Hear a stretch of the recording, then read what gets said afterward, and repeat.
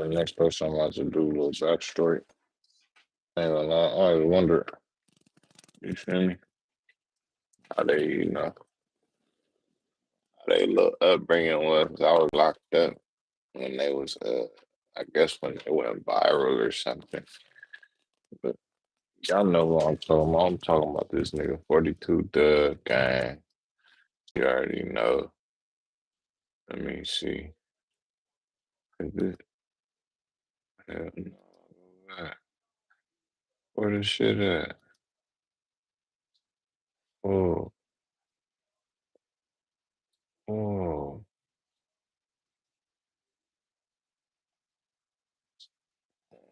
That's y'all. My bad. They trying to get me. They trying to get a nigga. Trying to get a nigga. History. You know what history.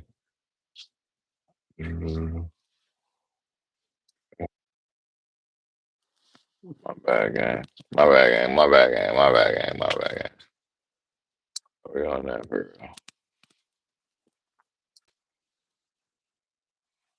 Hey, y'all want to see our bros. You feel me? Super bro. Major blow. Yeah, they're known as the Hustle Boys. They often traveled out of state to sell drugs illegally. I just really are.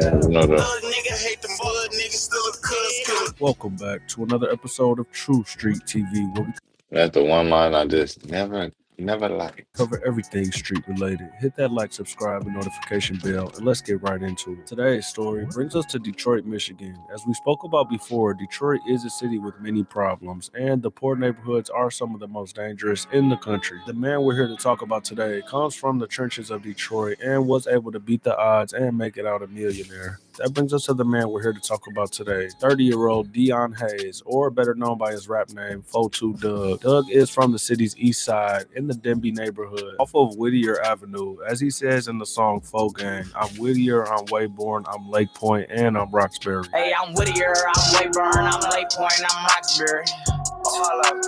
This area is home to the 42 Hustle Boys, who are a set of Crips on the east side of Detroit. The Hustle Boys are a well-known group in Detroit and have deep street ties. The group was formed around 2005, and they were known for hitting the road, going out of town to hustle, having women stuff hundreds of pills tied in a condom inside of her, so if they're stopped by police, they wouldn't get caught. So if you hear any Detroit rappers say the term stuffing, this is what they're referring to. I done took his bitch and turned into a stuffer. Take 1,000 pills, get him to Kentucky. Stuffer doing fine, all the scripts active. What caused this wave was a huge influx of cheap fake pressed pills that were as cheap as a few dollars per pill. But because Detroit is so burnt out with endless competition, hustlers will go to other states like Kentucky and Ohio to sell or jug whatever they have at a much higher price. 500 bigs headed to Kentucky, bag so big I had to send it out with 2 stuffers. The Hustle Boys would get indicted for this in 2011, as going state to state selling drugs is fed charges. Dangerous group. That's what the FBI says. A 4-year investigation involving state, county, and Detroit police revealed. The FBI also says that this gang was based out of a Detroit home at 7 Mile and Hoover, that the Hustle Boys formed 6 or 7 years ago. And when they started, they were promoting events at nightclubs, but they eventually started dealing drugs like OxyContin and marijuana. And that's why we commonly see Detroit groups The Mexican and marijuana be indicted by the feds. You can hear Peasy and 42 DUGG. Skeet's real name is Jaron Gaskin, and he is one of the founders of the Hustle Boys. Skeet take a trip out of town with hundreds of pills. They would get pulled over for driving without headlights, and the officer would discover around 1,000 pills between 2 passengers. Now, this may not sound like the craziest crime ever, but Skeet actually received 360 months in federal prison for this, which is 30 years. Say so what? Yeah, okay. When Ski was going to trial, I prayed. My nigga ain't snitched. They gave him 35 years. Got a young nigga thinking, should I just go straight? They gave my nigga Ski 35 and 211. You gotta be more careful when you driving with the stuffer. DUGG would grow up constantly getting in trouble, catching his first case at only 12 years old for stealing a car that was already stolen and being watched by police. Police around that motherfucker. You know what I'm saying? Why? Man, the motherfucker was stolen. But as soon as he stole it. I don't know who stole it. Okay. Doug also used to go by the name Dougie, and he is well known in his hood for shooting dice. And he would say there was a point where he was 12 years old with over $12,000 in dice winnings. I went at 15,000. Damn. At 12 though. Damn. At 12. You know what I'm saying? So I'm going to school. 10,000 on me at 12.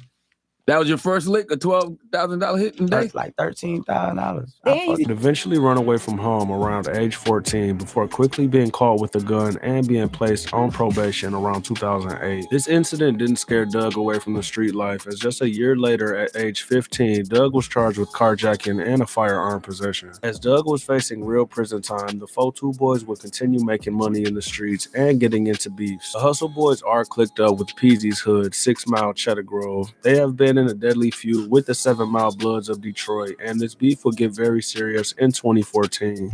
The Red Zone, a war zone, where police and neighbors knew Cocaine Sonny ran the 7 Mile Bloods gang. Drugs, guns, murder, and fear.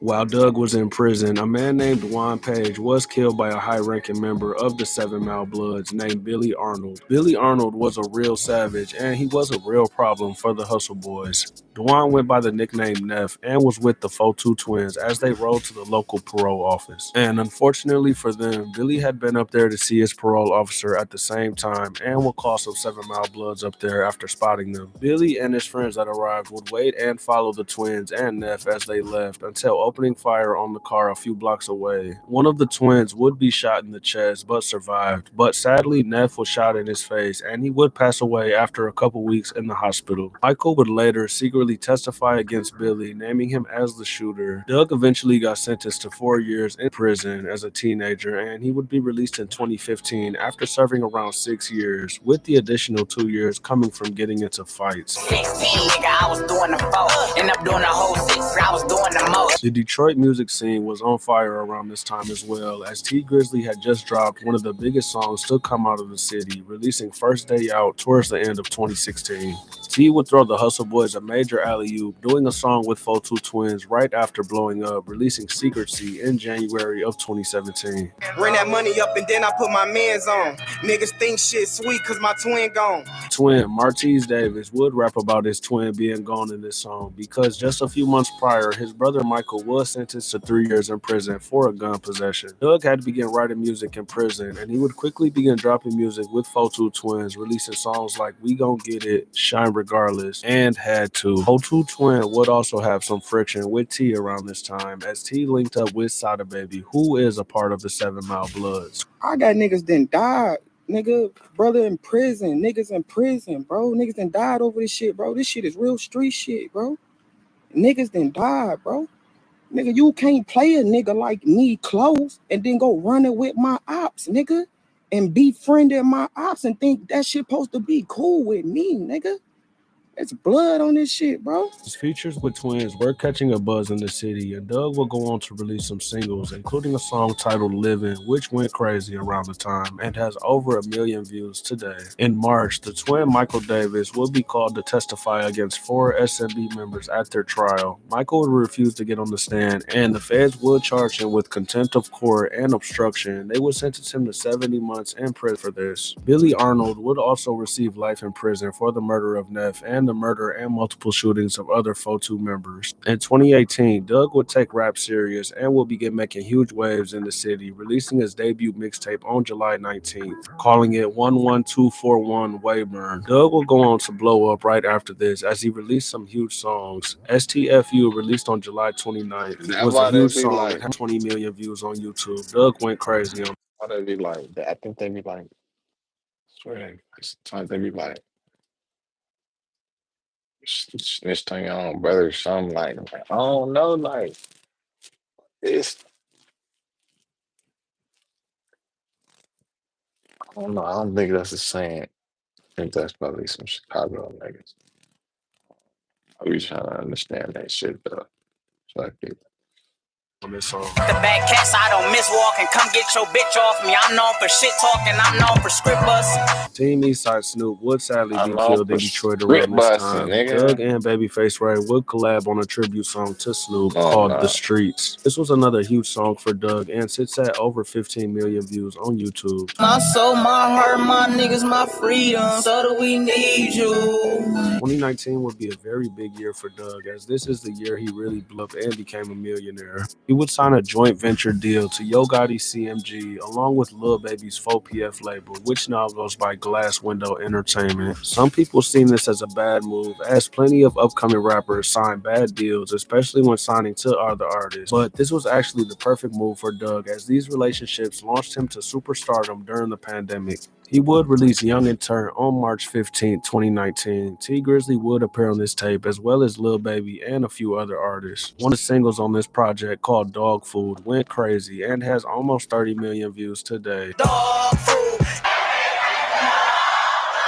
That's what I heard. He released the video in August, and shortly after, on November 8, 2019, Doug will make a huge mistake as he went to a shooting range in Atlanta and would shoot a Glock. ATF agents will receive a tip that Doug was at the range, and they will begin investigating this. And just a few months later, Doug's relationship with Lil Baby would pay off in a huge way as Lil Baby released his album My Turn. And the two songs Doug featured on would be huge hits, as the song Grace is double platinum and has well over 100 million views. Bitch really wanna get higher. To the little hoes, I'm rising. I done hit more shit than Mike Tyson. As well as the song We Paid, which is 4 times platinum and has well over 400 million views on YouTube. This will push Doug to another level and made him a huge superstar very quickly, going on the road, doing a lot of shows. Fuck that door like this. Not that rock, that pitch. And just a month later, on March 10th, Doug will be indicted by the feds for possessing a firearm for the gun range incident. When Doug got to Atlanta, he would be released on bond. He would quickly release his own project, releasing Young and Turn Part 2, which has very good songs like Hard Times. He would move out of Detroit, buying a mansion in Atlanta for almost $2 million. Police would also claim that on June 5th, 2020, they attempted to pull over a rented Chevy Tahoe. The Tahoe would quickly take off from the scene and escape from the police. After running the plates, they would tie the truck back to a promoter close to Doug, and they would end up charging Doug with the high speed after catching him a few months later on August 4th. Before this, Doug will go on to release a deluxe to Young and Turn 2 in the summer, before releasing multiple songs to end the year off, including Free Woo, Free Mary, and Free Me. God, bro, I wish that I could come and get you. All these people around really ain't my niggas. A lot of the guys Doug raps about are in federal prison, as they got long prison sentences from the Hustle Boys indictment, or are just in prison from their own personal cases. For example, Free Mary is in reference to Dale Mary Morris, Free Reek is in reference to Derico Surkey, and Darnell Hayes is another example. Doug can be heard saying free all of these guys in multiple songs. All three of these men are 4-2 members currently in prison serving long sentences,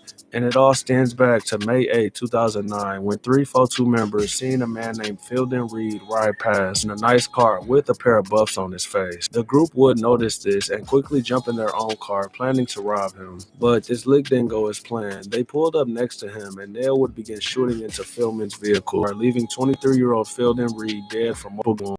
Tried, Nail, Reek, and Niggas ain't playing about them buffs. You don't know, you better watch that buff movie.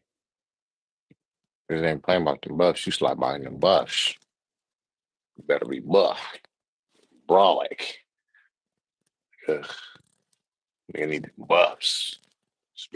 Especially if they triple cross buffs. Oh, nigga ain't even gotta talk. You just look at her and you go, married together for murder and armed robbery. They would all be found guilty at trial. Reek will be sentenced to 45 years in prison for this. Miri got 37 years, and Nail will receive life in prison for pulling the trigger. Doug will put all of these songs on a tape released next year on May 21st, 2021, titled Freedom Boys, with the biggest song on this tape being Maybach featuring Future. God, you feel me?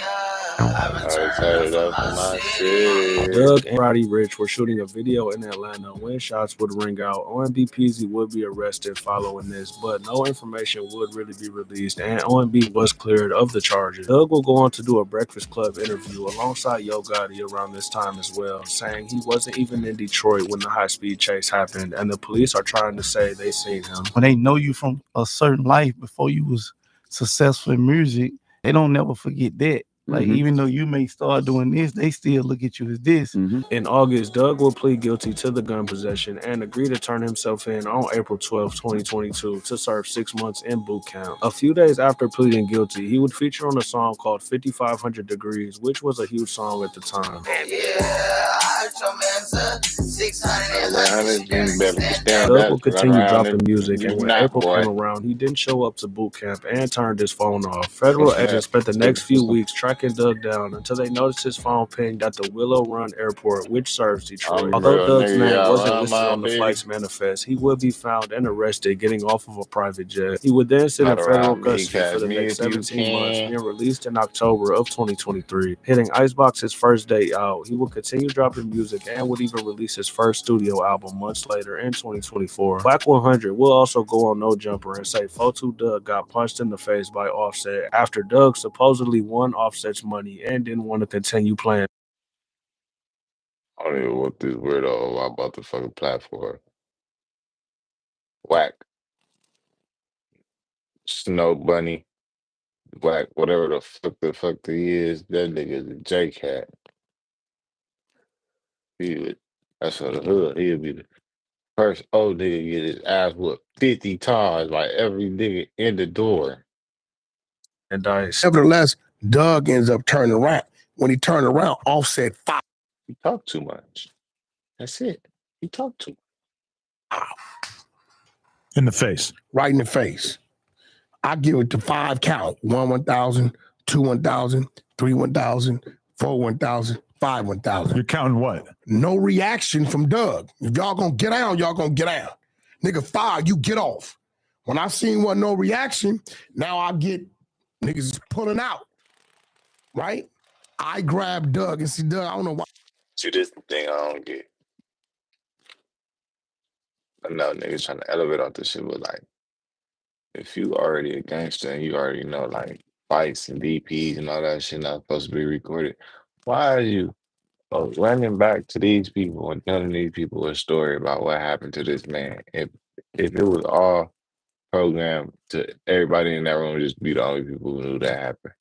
That's the problem. That's why he'll get his ass whooped 25-8. Why he doing this? Doug would also deny this and go live, saying that if something happened to him, somebody would have died. Hey, his pockets ran.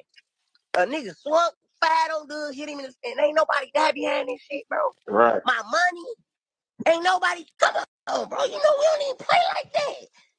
We ain't never played like that. They walk in with mango food. Come in there, they shooting dice. Nigga, Doug get the fucking him up, I'm assuming, because out of nowhere, it's some friction that start. They get to arguing, nigga. It look like Mango doing some shit that'll make them win. Yeah. You feel me on the if we about to fight, nigga, I'm just gonna end it all saying. And me and we tap each other, and I'm like, cuz I know I don't fuck with little dog, you feel me? But nigga, Doug from Detroit. We from Detroit. Yeah. These two niggas can't do nothing to this nigga while I'm sitting right here, bro. Yeah. You feel me? Like all our problems, all that type of shit went out the door. So thank God nothing happened. You feel me? Like niggas was able to talk and you feel me? The shit just digressed. But Doug also gave Big Meech $100,000 as a welcome home gift. And 50 Cent would throw shots at Doug for this, as 50 and Big Meech are beefing at the moment. I wish y'all the best of luck, but we do spank ass, and you know this person. Doug is really from the trenches, and it really is no cap in his rap. I hope he stays out of trouble and can continue to grow as an artist. Let me know your thoughts in the comments, and don't forget to hit that like, subscribe, and notification bell. I'll see y'all in the next one. Peace. Hey, Young in Time. Young in Time. That boy Young in Tank, man. That boy Young in Tank. Another video, man. Hey. The street's tricky, man. It'd be the generations after generations. Some generations shoot out, pop, superstars, some shootout killers like the nigga they was scared of. And his man. Long story short is, now I know 42. That was a good doc. That was a good little documentary on his little come up. So shout out. Let me see who that was real quick. Let me give him a good shout out. True Street TV. You feel me? And they're real on True Street TV. Shout out True Street TV. Go like, comment, subscribe. You feel me? Another one after the other one. Still got a fucked up room. Ain't said nothing. Don't care. I'm not really in a rush to right now. Honestly.